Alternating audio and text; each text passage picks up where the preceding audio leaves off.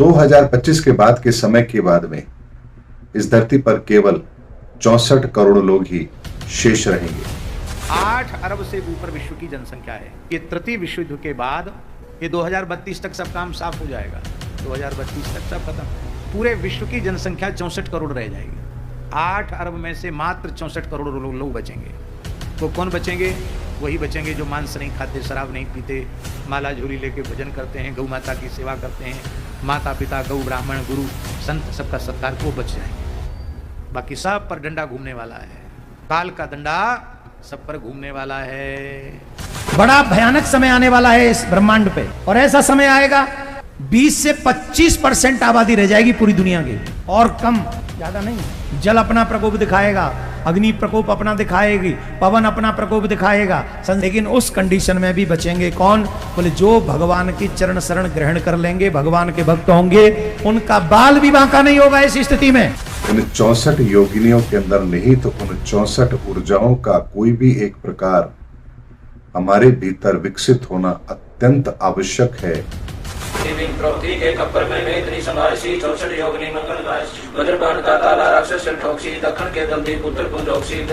2025-26 में विश्व युद्ध होने वाला है, पहले से सुन लो।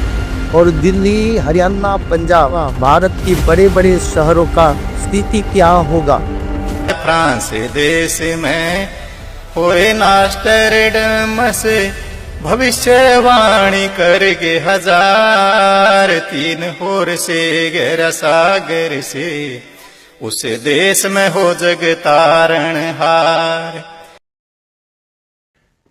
आज आपको इस वीडियो में मैं एक ऐसी बात बताने जा रहा हूं जिसको लेकर के बहुत सारे YouTube पर पहले से वीडियो हैं, और जिन बातों को लेकर के आप बहुत ज्यादा घबराते भी हैं, डरते भी हैं, और कुछ लोगों को तो ये बात सत्य होती हुई भी नजर नहीं आती है।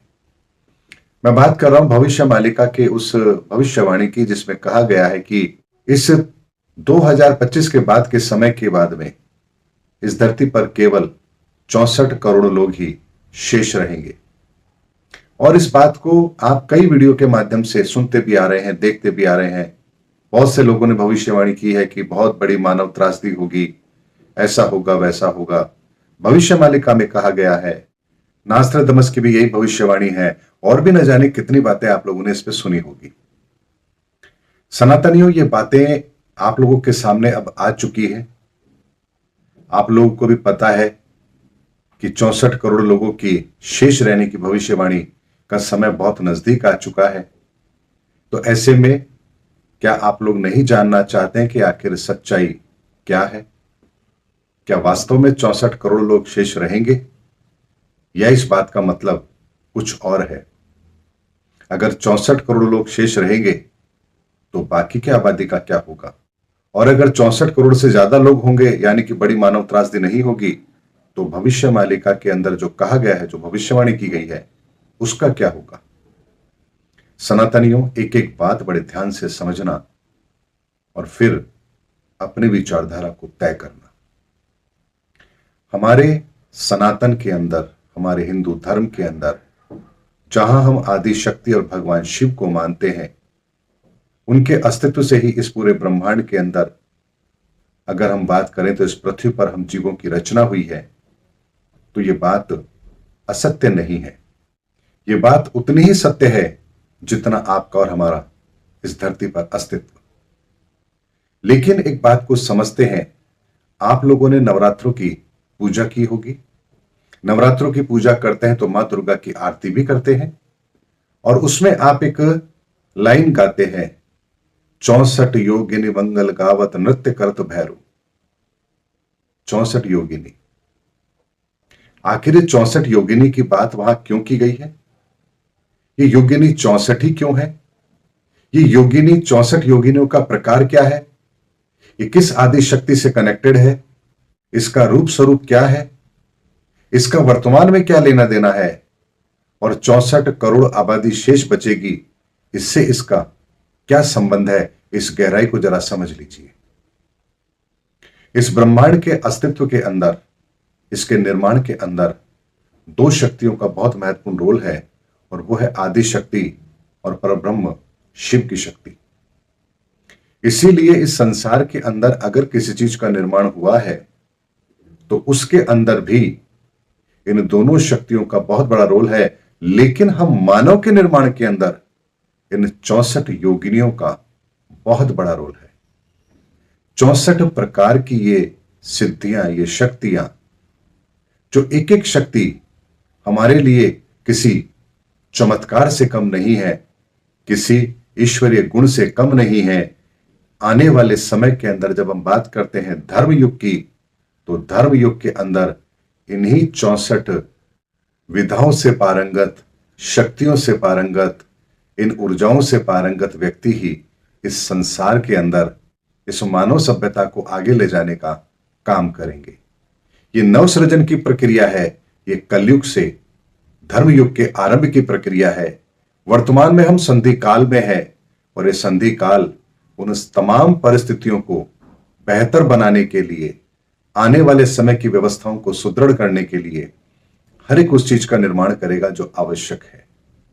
और इसीलिए संतों महापुरुषों ने जो कहा है उसके पीछे बहुत बड़ा आध्यात्मिक कारण होता है। जरा विचार कीजिए, आज के 500 साल पहले इस दुनिया पर आबादी कितनी होगी, और उस समय उन्होंने 64 करोड़ बोला, तो क्या 64 करोड़ उनके उस समय की कल्पना है कि 2024 के अंदर 800 करोड़ लोग होंगे और उसमें से 64 करोड़ शेष रहेंगे? क्या उन्हें इस बात का अंदाजा था कि 2024 में इस दुनिया की आबादी 800 करोड़ होगी? सनातनी एक बात को समझिए, आध्यात्मिक जगत के अंदर आध्यात्मिक संतों के द्वारा जो भी बात कही जाती है वो ऊर्जाओं के लेवल पर कही जाती है। उन ऊर्जाओं का प्रभाव इस धरती पर क्या होगा उस आधार पर कही जाती है।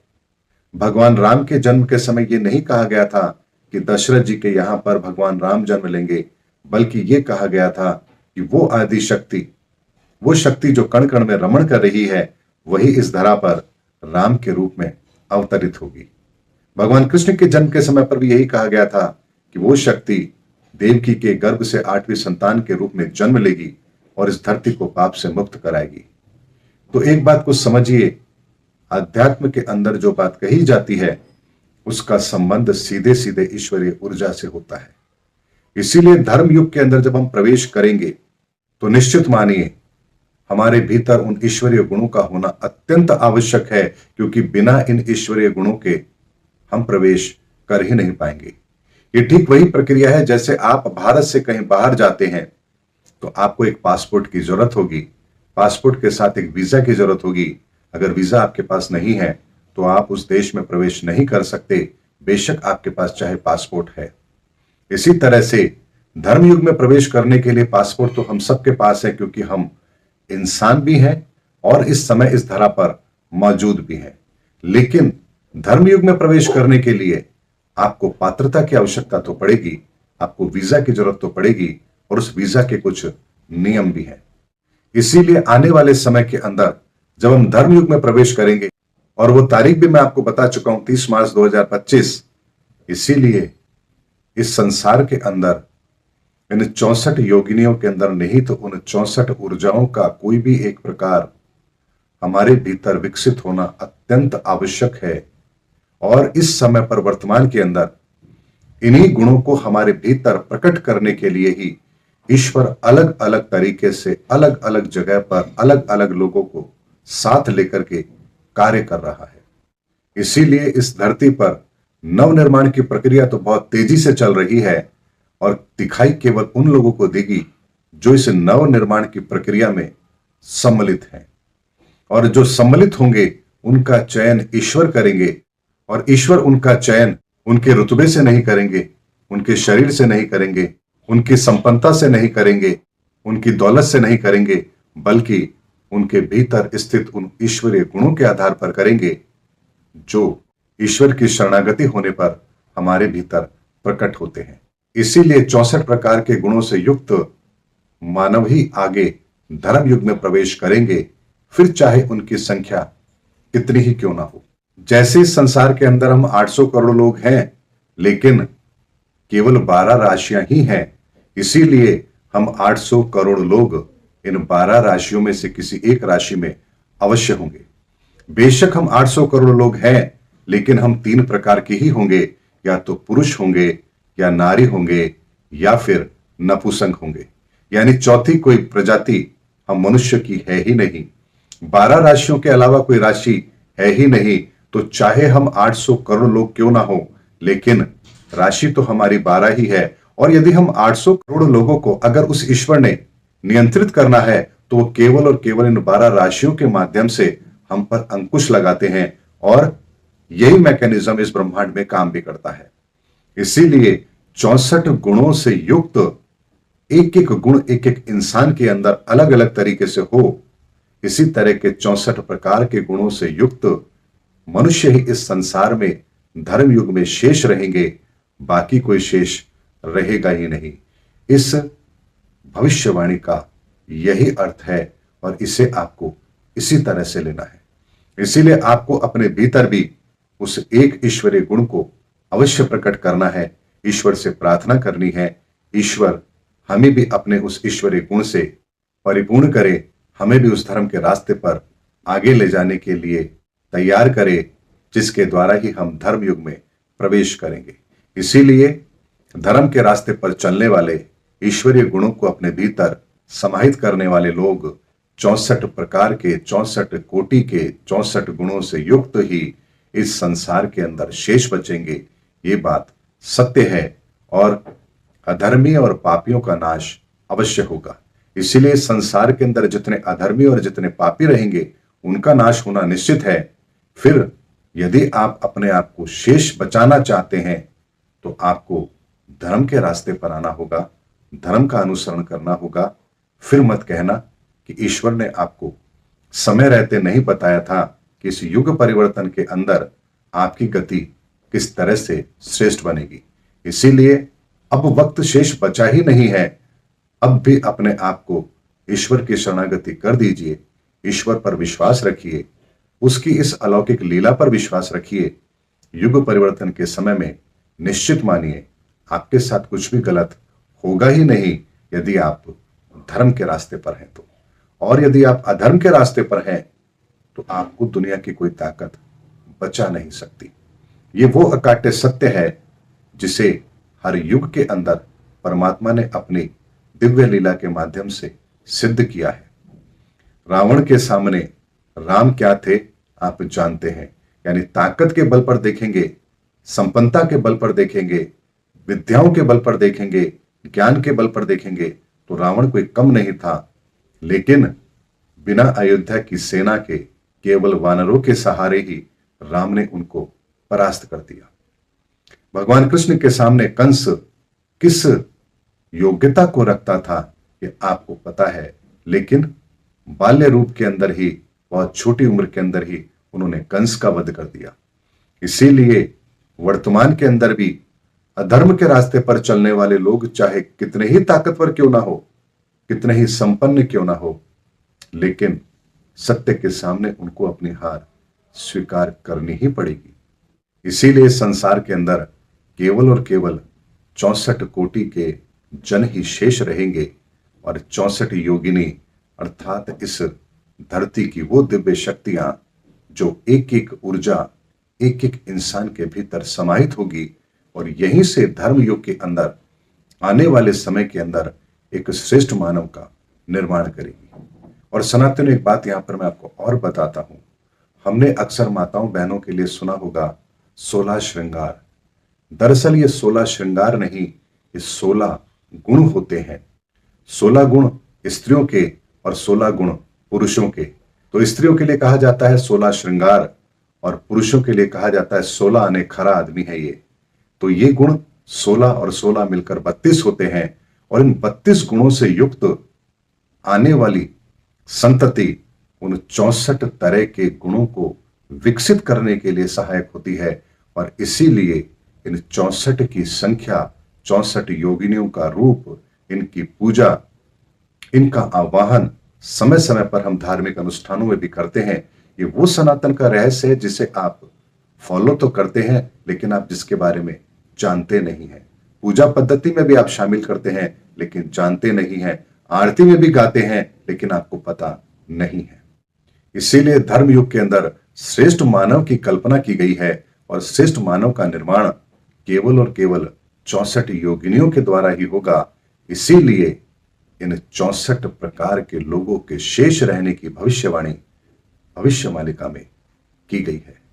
उम्मीद करता हूं सनातनियों, इस 64 करोड़ का रहस्य जो मैंने आपके सामने रखा है, इसके पश्चात आपके मन में अब कोई भ्रम नहीं रहेगा कि संसार में कितने लोग शेष रहेंगे तो 64 प्रकार के ही, उनकी संख्या फिर कुछ भी हो सकती है, लेकिन 64 के अलावा, इन ऊर्जाओं के अलावा कोई भी शेष नहीं रहेगा। ये बात अकाट्य सत्य है। वो प्रथम चरण था कलयुग का। अब ये बिचली पीढ़ी, ये मध्य का समय है कलयुग का, और कलयुग का लास्ट जो होगा उसके विषय में बताया कि उसमें सब कृत गढ़ी प्राणी हो जाएंगे। कोई भी धर्म कर्म को नहीं मानेगा, शराबी कबाबी मांसाहारी, एज बहुत कम हो जाएगी, 20 वर्ष की उम्र मनुष्य की रह जाएगी एंड ऑफ द कलयुग में, कलयुग के लास्ट में। और उसमें 5 खंड होंगी, जैसे 15 वर्ष की उम्र में सभी मर लिया करेंगे, युवा भी हो लेंगे, ब्याह भी करवा लेंगे, बच्चे भी उत्पन्न हो लेंगे और मर भी लेंगे। और उसमें 5 वर्ष की लड़की विवाह होते ही 5 वर्ष की लड़की के बच्चे उत्पन्न होने लग जाएंगे कलयुग के लास्ट में, और बिल खोद के प्राणी रहा करेंगे। तो वो तो है एंड ऑफ द कलयुग। परमात्मा और काल की एक बार परमेश्वर ने बताया कि हमारी काल के साथ वार्ता हुई थी, इसने मुझे चापलूसी करके वचनबद्ध कर लिया था कि 3 युगों में जीव, जब परमात्मा ने कहा था कि मैं नीचे के लोकों में जाके तेरी वास्तविकता बताऊंगा सभी प्राणियों को कि तू भगवान नहीं है, तू काल है, इनको खाता है, इसलिए तो इनको जन्मता और मारता है, पैदा करवाता और मारता है, असली भगवान कोई और है, वहां जाने का तरीका मैं बताऊंगा, ऐसा गुप्त मंत्र मैं लेकर आया हूं।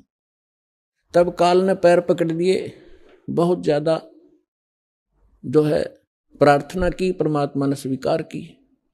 इसने कहा कि भगवान 3 युगों में जीव ना ले जाना, कम ले जाना, थोड़े थोड़े, और चौथे युग में कलयुग में कितने ही जीव ले जाना, इतनी दया मेरे पर कर दो। परमात्मा को भी पता था कि सतयुग त्रेता द्वापर में ये जीव गणे दुखी नहीं होते, और इनकी पूर्व जन्म की बैटरी चार्ज होती है, उस प्रहार उसी से ये सुखी होते हैं, और ये सोच रहे होते हैं हम राम और कृष्ण की भक्ति कर रहे हैं, शायद इसी से सुखी हैं, तो इसलिए ये मेरे ज्ञान को स्वीकार नहीं कर पाएंगे। मालिक को मालूम था, तो इसलिए मालिक ने कहा था परमात्मा ने कि भाई ठीक है, चौथा युग जब कलयुग आई तब हम अपना अंश पठाई